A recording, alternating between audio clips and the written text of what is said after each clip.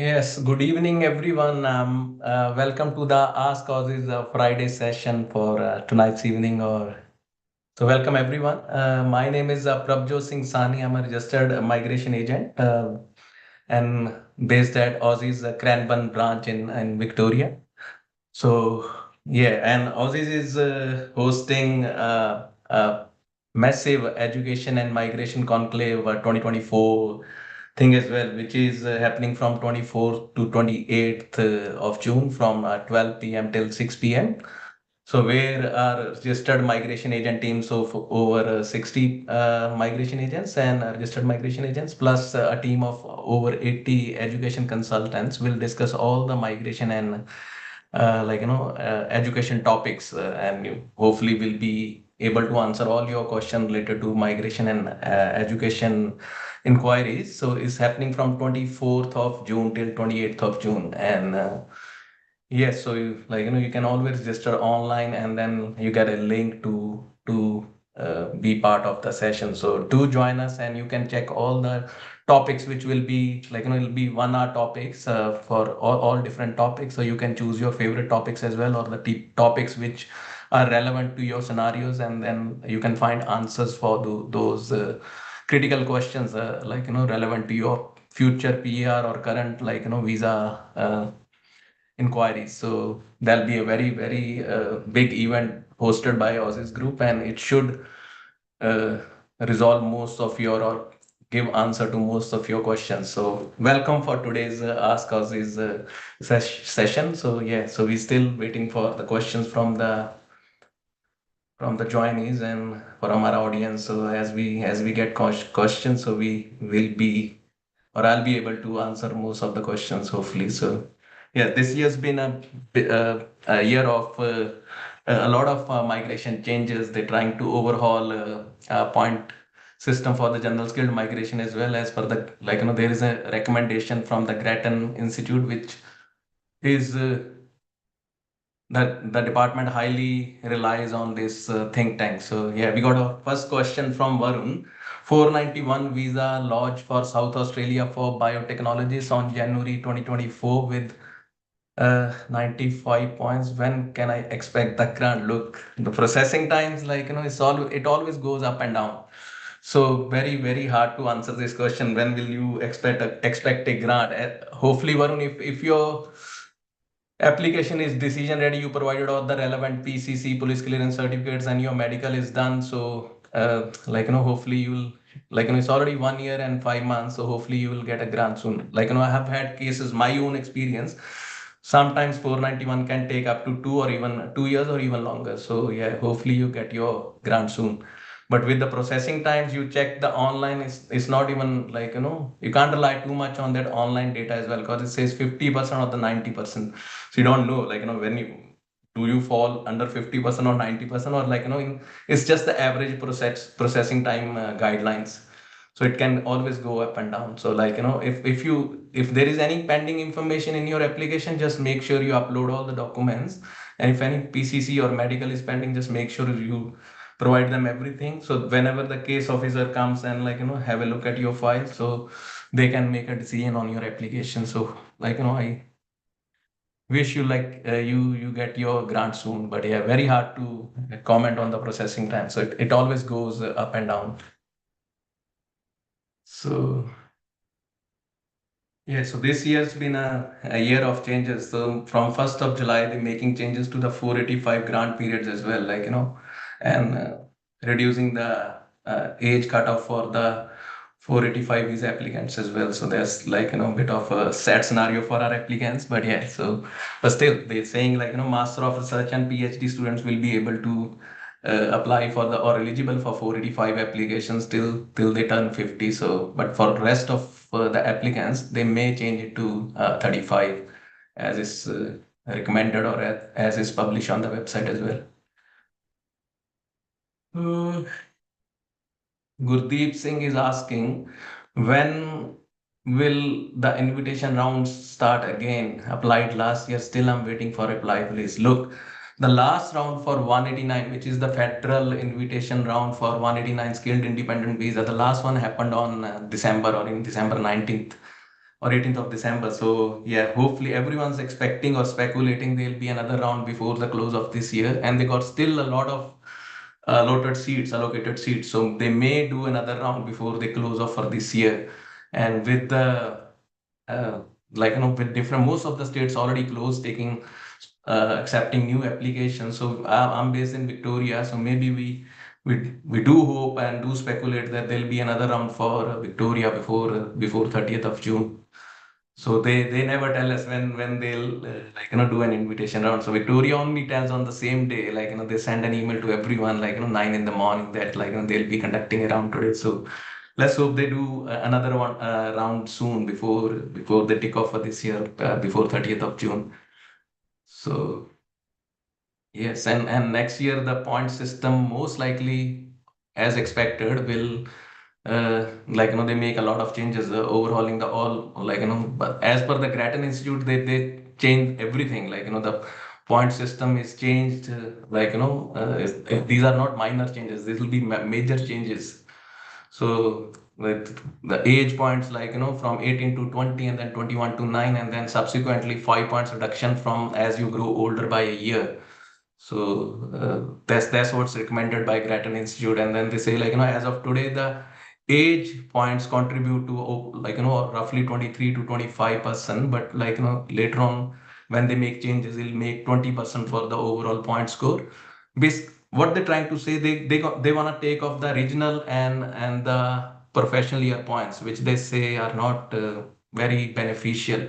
Initially, they were thinking of taking off the NATI points as well, but Grattan Institute is recommending it'll be good to keep the NATI points, and they want the highly skilled people. So highly skilled means not just the skill assessment. So if you're holding a skills assessment doesn't mean you are a skilled person as well, highly skilled. So they want experience in the nominated occupation, plus higher the better the English, higher are the points and higher are the chances to get the invite. So and plus they want to give more points for the partner skills as well. So as of today, they're saying the current point system only cater for 8% of the overall points go, but with the new recommended point system, it'll go up to 18% for the total point score. So mainly highly skilled people, which is mainly experience in English, and plus your partner skills plus age. These are the major changes. And then, as I said, PY professional year and regional points, they may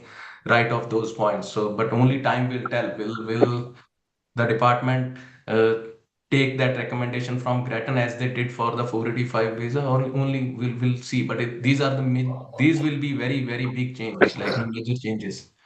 So only time will tell as the new law is implemented or as the legislation is put into place. So we'll see how the recommended is going to affect the new point system for the general skilled migration.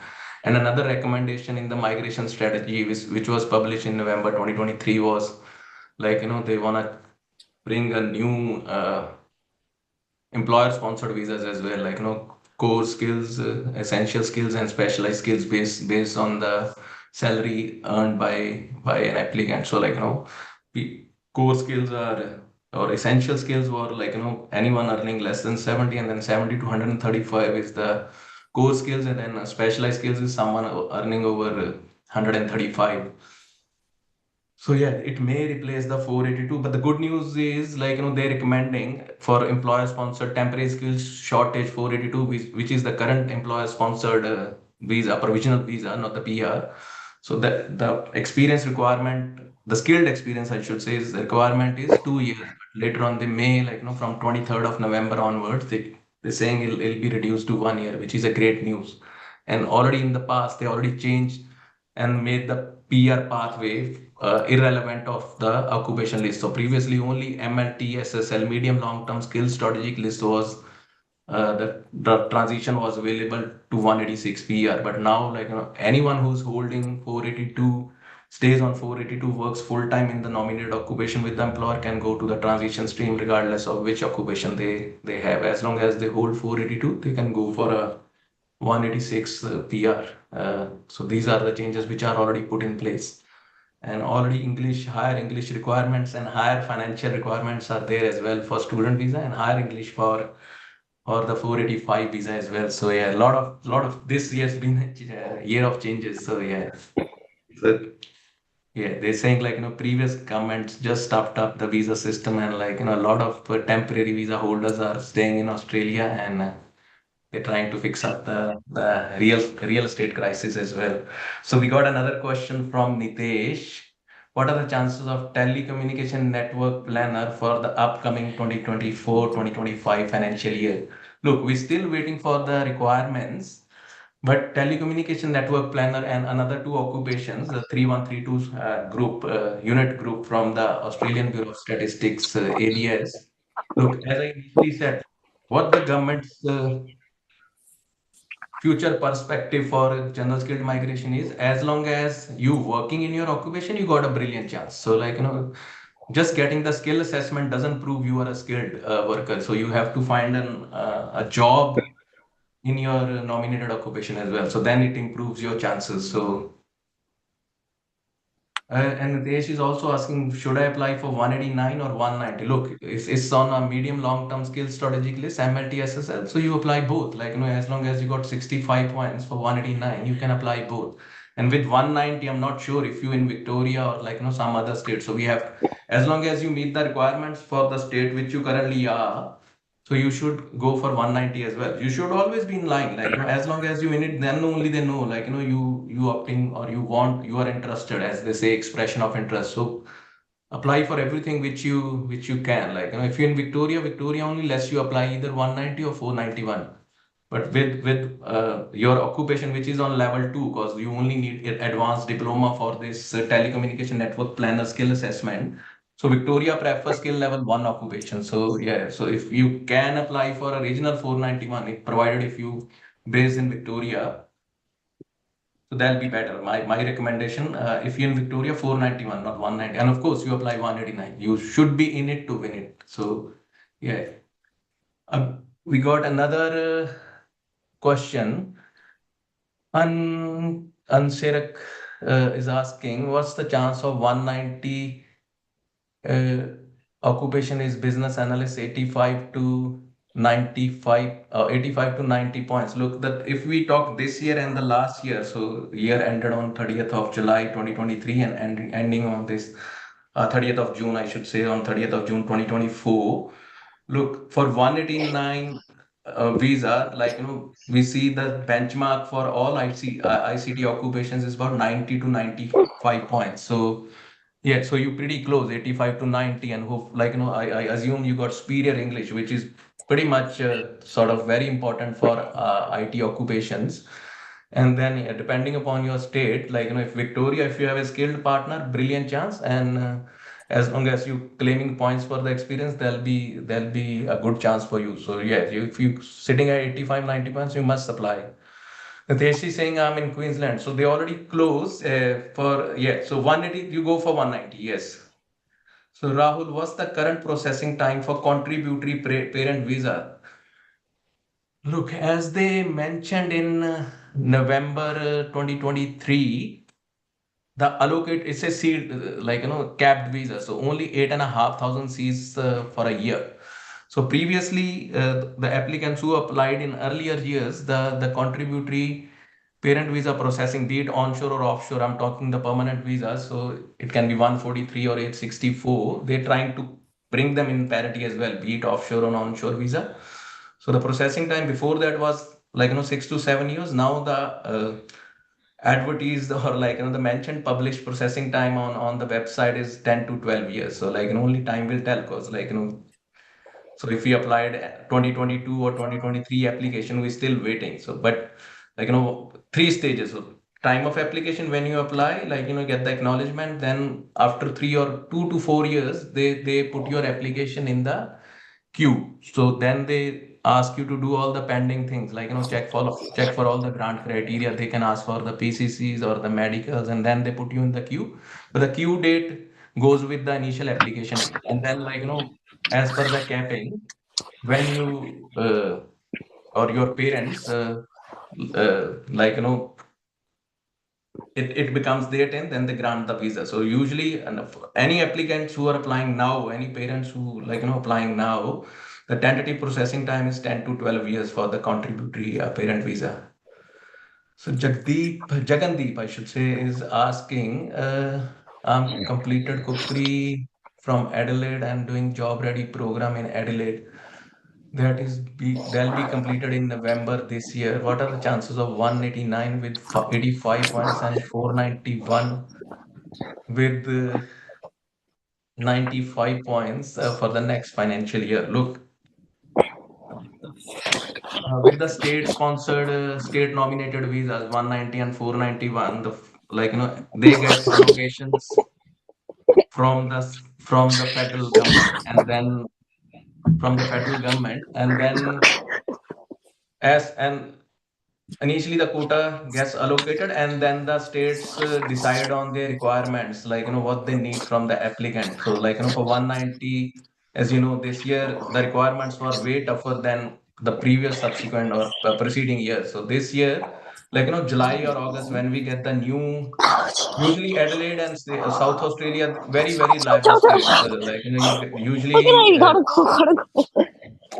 usually you get the invite if you meet the requirements. But yeah, let's wait for the requirements. Then now it'll just be a speculation. But in August, when the requirements are already out from the South Australia, then it'll be better to give you a realistic chance. But yeah, you got a good score, and we'll have to see the occupation list changes, if they do make any changes to the general skilled migration as well. So we'll have to wait and watch. So August will be the time when we'll have a better answer to your question. So but yeah, good. Part 2023, if you don't see 2023, before 2022, South Australia was the most reliable state, and yeah, so you got a good chance with this score.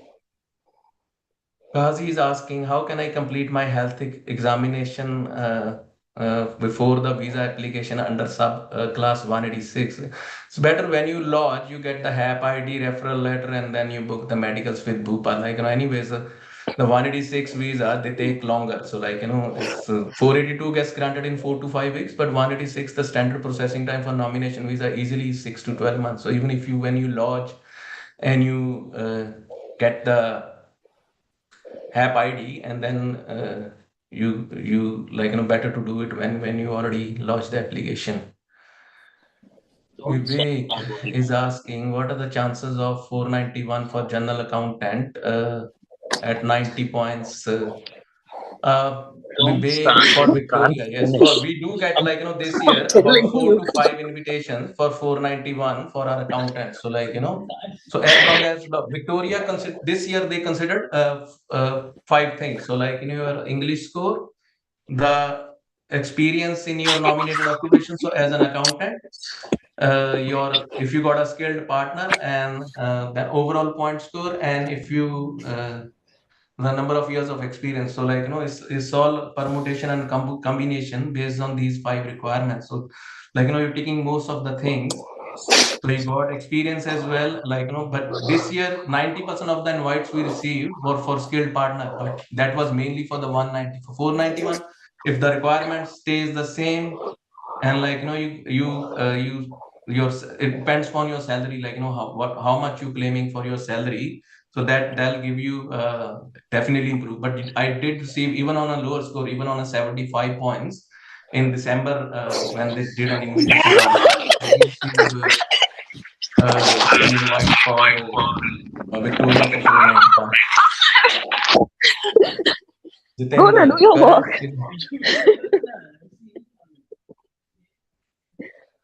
sorry, just give me a minute.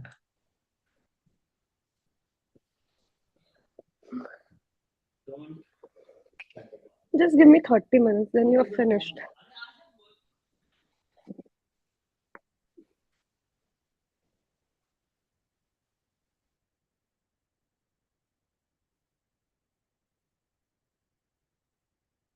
Hey, Jitendra. Currently, I'm in Victoria. What state is best for getting early invite for CNSC, Computer Network and System Engineer? I'm in Victoria. So Look, Victoria, if you claiming, if you are living in regional and you working at a level 1, 2, 3 in regional and provided for next financial year 2024 to 2025, the requirement stays the same. So then you got a good chance for Victoria as well. Otherwise, for IT occupations, Victoria and South Wales are the go-to states. So for New South Wales, you have to meet the residency requirement as well for the 491. There are usually two streams, but one is the direct invite from the direct application to RDA. Other one is the from the New South Wales state government. So yeah, we'll have to wait. This year is already we almost at the end. Today is 7th June, and only 3 weeks left for this year financial year to end. So yeah, so once we get the new requirements, only then. But yeah, usually Victoria and New South Wales are good states. So if you're going for 491 or for 491 Victoria, if you are in Victoria, it'll be as long as you can claim, as I said earlier, if you're claiming higher points or if you got a skilled partner, a partner with the skill assessment, there'll be it's better to stay in Victoria and then hopefully you get the invite as well. But having said that, they may make a lot of changes to the point system. So once the new point score system, for the general skill migration is out, and we'll have to see the requirements as well, because last year or this year South Australia said 1 year residence requirement. So basically they blocked off all the people who just at the end of financial year moved to South Australia, so they became ineligible for this financial year. So depends how the states requirements are made for this year. Manoj, so we got another question. Manoj, hope you're doing well. Yes, I'm perfectly fine. Friday long weekend, looking forward to it. Look forward to spend time with my 9-year-old son. So yeah, I'm in a great mood today. So, what's the chance of getting an invite for a software engineer with 80 points offshore for 190? Look, for 80 points, as long first thing, if you offshore, you become eligible for more states. So with onshore applicants, usually where the applicant studies or where the applicant currently lives and works, you only become eligible for that particular state. But only exception is Western Australia, which allows you to apply from interstate as well. But with offshore, the good chance is anywhere you are eligible, just apply for that state. So as long as you claiming, as I said, they're looking for highly skilled people, and later on for the even for the point score, they recommended for the experience, it'll be the same points will be offered for the onshore and the offshore applicants for the same number of years experience. Currently what it divides, Australia 1 year experience gives you 5 points, and offshore for 3 years experience you get 5 points. But the recommendation is they'll make it on parity with offshore and onshore experience. So there'll be that's a great news for offshore applicants, isn't it? So if you got and if you currently work with offshore, you must to get an invite unless until you in a priority occupation like in a nurse or a teacher or social worker or any health professional for that matter. The as for ICT or engineering or any other occupation, you must be working or you should have a decent work experience to get the invite. So with 80 points, I assume either you got a good your English proficiency score is good or you claiming good points for the experience. So yeah, 80 points, good chance. Offshore, even on a lower score, as long as the experience and the English proficiency scores are good, you have a better chance. So yes, so you got a good chance with 80 score as well, being offshore, and you just apply everywhere where you're eligible. But because this financial year is already closing very, very soon, so as the new requirements are out, which usually happens when federal government takes about 4 to 6 weeks to allocate the quota or number of seats to different states, 6 states and 2 territories. And then once the allocation is done, then the states make their requirements or prerequisite requirements to do the ROI registration of interest or the nomination application as the case may be, and then they then they start taking applications. So usually it happens in August or early September. So So we probably have to wait a couple of months when it all starts, like the season of EOIs happen again. Now this is a quiet time, so last 3 months of the financial year is always a quiet time, because states finish most of the allocated quotas within the first few months of the financial year. So yes, but offshore points, even on a lower score, you get a better chance. First thing, you can try for most states, and second thing is uh, yes. So, but only if you working in the occupation, then you get a good chance. Rahul is asking for partner visa. Is it possible to bring the partner to Australia and then file? Of course, this is what we do pretty much, at least 4 to 5 applications every month. So with you can always bring your partner on a visitor visa and then apply for a partner visa once she's here on a visitor visa. But with visitor visa, the most the legislative requirement is that you have to prove in the visitor visa application that that applicant, your partner or prospective partner, that they'll return to their home country and they have a strong reason to return, which can be the student, all the study evidence, if they in business, strong business evidence. So strong, the word is strong, incentive. So strong reasons to return can be business, can be employment, can be personal ties, can be social ties, can be studies. So yes, so as long as you can prove, and then it goes with the discretionary, it's a discretionary power with the case officer. So if they believe the partner is a genuine temporary entrant for visiting purposes, then they grant the visitor visa, and then it's all piece of cake, so cakewalk. So you can apply once she's here.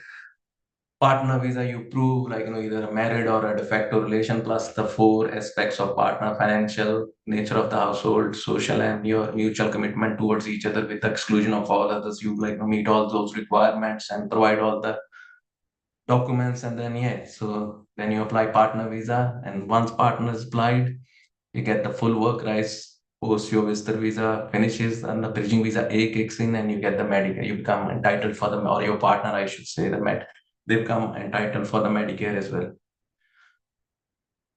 Personal care assistant for a partner. Can we claim points or make any difference for nomination? Victoria, no. Vivek is asking this question. As of current ABS, Australian Bureau of Statistics guidelines, so personal care assistant is not on the level 1, 2, or 3. But anyways, you're claiming for partners, so it doesn't, because we can't get any skills assessment for personal care assistant. So PCA assessment only works for the labor agreement thing. So for Victoria, 190 or 491, it doesn't give you any advantage if your partner's working as a PCA. So yes, so because you Victoria prefers a skilled partner, for the last couple of years, or for this current running year. So what they want is someone to have a skilled partner. So when we say skilled partner, so partners got a skills assessment for general skilled migration visa purposes, plus competent English, which is 6 each uh, in IELTS or equivalent. So then you claim points. So but PCA for general skilled migration, it's not a skilled occupation, unfortunately. So you can't claim those points, Vivek. So Maulik engineering technologies, 190, 80 points, and 491. Look, this year's been very, very tough, Maulik. Is not many invites. So engineering technologies, if we talk 2023, which the year which concluded on 30th of June 2023. So we got invites for engineering technologies even on 85 points for 189. So yeah, so on, and my most of my clientele is from Victoria. So yeah, so we got invites for 190 for 85 points as well. So with engineering technologies, 80 points will be a tough ask, because it's not on a priority sector list on their unit code. So yeah, but still, you have to be in it to win it. Just keep waiting, and hopefully next year, as long as you got a visa to stay in Australia. So yeah, and we'll have to wait for the requirements for next year as well. How they bringing what they make, the changes they make to the point system. and how it all opens up for us. Like, it'll be a massive change if they do go ahead with the Gretton recommendation. So let's wait and watch. But yeah, so as long as you applied, so it's when you say any chances, definitely chances are there. Like, but yes, I hope you already applied for the EOI, because 190, they all you need to do is apply for EOI as long as you meet the residence requirement, and then again, like, points, experience points become the key. So like, if you're working and claiming any points for the experience, because they judge the overall uh, profile. So as long as you are skilled and claiming points for your nominated occupation, that gives you better chance and gives you an edge over others. So yeah, we'll wait another couple of minutes for the next question, and then yeah, we won't keep any of you longer. Like, it's a Friday evening, so yeah, so we'll try and wrap up, and then like, let everyone enjoy the rest of their evening. So yeah, but again, like, conclave thing is happening from 24th to 28th of June, organized by Aussizz Group. Massive event, 60 odd migration agents, 80 odd education consultants. They'll be like, do join us and do register on Aussizz conclave session, and like, you get an invite and you can join us on that Teams link, and then like, you can ask all the questions what you have. So if I work as a technician, look, technician is level 2. Technician, any technician work is level 2, and engineering technologies is a level 1 occupation. Is still like, so when we say level 1 is like, and to become an engineering technologist, you need a bachelor degree. To become a technician, you need a diploma. So like, it's a massive difference to the duties as well. So you have to claim your engineering technologist work, like, as long as the duties mentioned on your reference letter are of engineering technologies, and it's a paid employment, you get paid and you can provide the employment or the payment evidence, then you can claim experience. Technician duties are different to engineering technologies. So yes, so if you do want to check, you check the duties for a technician, just Google technician and space ABS. The ABS is the Bible for like, all the occupations, duties, and their skill levels. So you check for technician duties as well, and check for engineering technologies duties as well. So like, but if you want to claim points, your experience or claimed experience or claimable experience must be of engineering technologies, not a technician. So I hope I answer like, your question. So I believe let's wrap up for today's, or like, this evening's Ask Causes live session. So wish you guys all the very very best for your future, like, PR aspirations, and hope you all get invited, and like, somehow you reach to the level where you are like, you get the permanent residency, as you like, if you want to get the PR. So, and I wish you all the very, very best, and best wishes from all our Aussizz team, and wish you all the guys a great evening and a happy long weekend. Thank you so much for joining us. Wish you all the best.